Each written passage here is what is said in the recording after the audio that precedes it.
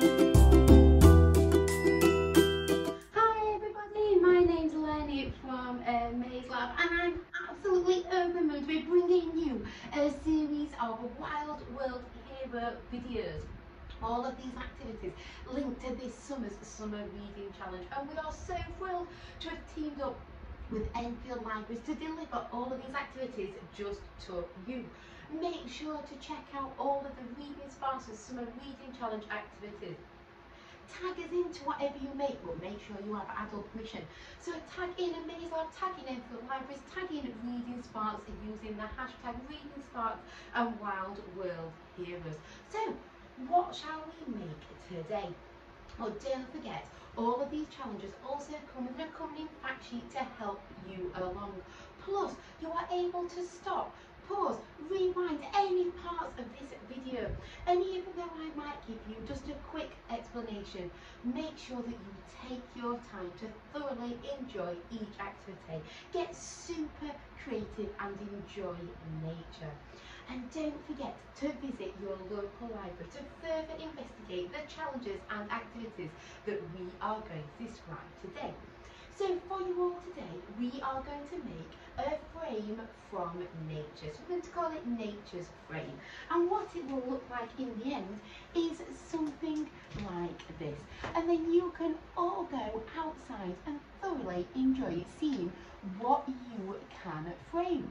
It does not matter on the size of your outdoor space, because you can also hold this up to a window super carefully and frame anything that takes your interest. It might be a bird flying through the sky. You might want to frame somebody who you live with. You might want to take it on a walk in the park or into the back garden. Start to frame anything that you find interesting. It might be a bee buzzing away, collecting pollen from a plant. It might be a colour that you like. It might be something where you think, oh, I wonder what that smells like, what the taste of that would be. It might be something that makes you feel absolutely amazing, or something that you would like to frame and then investigate at a later date.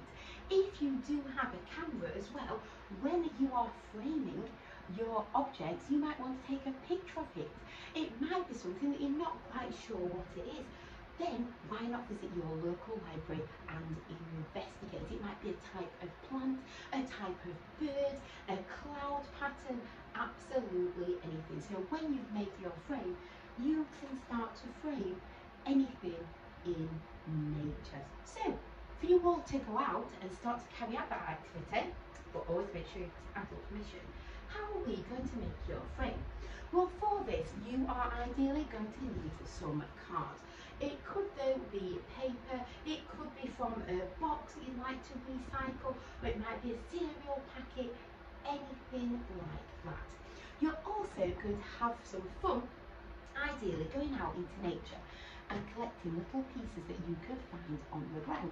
So here I've got some beautiful buddleia flowers. Again, I might go to my library and investigate what type of creature really enjoys those flowers. I've got some leaves, I've got some grass, I've got some bark, I've got another type of flower. So for part of this activity, ideally you will need to go outside and collect different pieces from nature that you can find on the ground. But do not worry if you do not have access to that. All you need is your imagination and some felt tip pens or some crayons. Because if you're not able to access and gather all those little pieces from nature, why not just draw them instead? So if you look at our example here, we've got a mixture, haven't we? We've sellotaped or glued on some of our finds from nature, but we've also drawn our own flowers and insects. So what else are we going to need? We are going to need some scissors, again making sure that you ask adult permission. If you can't collect your items from nature, why not make flowers from tissue paper or any paper that you have laying around? Some colours and some sellotape or glue. It is entirely up to you. I have found that fastening items from nature works a lot better with sellotape when we're taking it round to do our framing during a walk. It is entirely up to you. So you need to draw on your piece of card anything that inspires you from nature. It it might be a leaf, it might be a flower, it might be a butterfly, it might be the sunshine. And onto your card, you need to draw that shape. So for today, I'm going to do a flower shape. So you need to draw an outline onto your card just using a pen, pencil, whatever you have. So it should look a little bit of something like that. Now again, this bit is quite tricky, so do make sure that you ask adult permission. I'm going to start by popping a hole in the middle of my design, and from there I'm then going to cut out the centre of it. So I'm going to take my scissors and I'm going to cut out the centre of my flower pattern like so. Again, do please make sure that you are being really careful and that you have asked adult permission to be able to do this. So you need to cut out the centre pattern.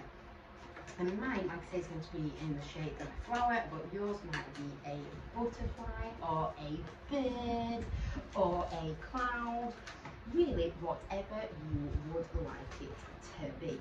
Please, you take your time cutting all of this out.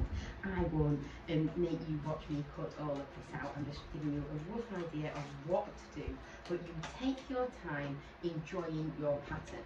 And once it's all cut out, you will see that you have like a template, a frame of something from nature. So you will start to cut out the inside like so.